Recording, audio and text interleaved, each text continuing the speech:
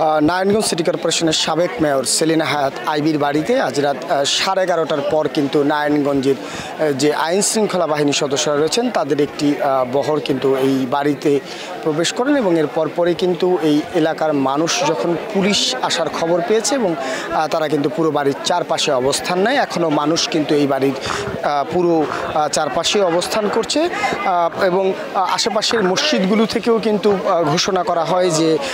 সেলিনা হায়াৎ আইবির বাড়িতে পুলিশ এসেছে। এর পরপরই আসলে এলাকার মানুষ এবং নারায়ণগঞ্জের বিভিন্ন এলাকা থেকে পাড়া মহল্লা থেকে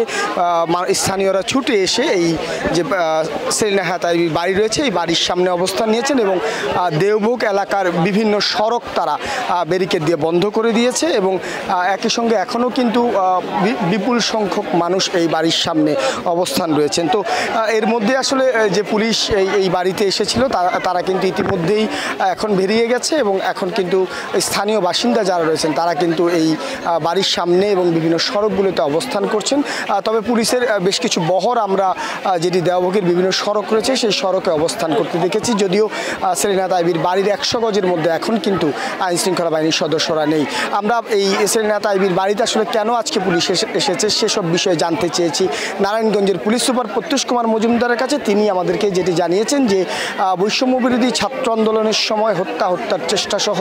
5টি মামলা রয়েছে এই নারায়ণগঞ্জ সিটি কর্পোরেশনের সাবেক মেয়র এবং নারায়ণগঞ্জ মহানগর আওয়ামী লীগের সাবেক সিনিয়র সহসভাপতি সেলিনা হায়াৎ আইবির বিরুদ্ধে। তো এই কারণে আসলে পুলিশ আজকে তাকে গ্রেফতার করতে এসেছে এবং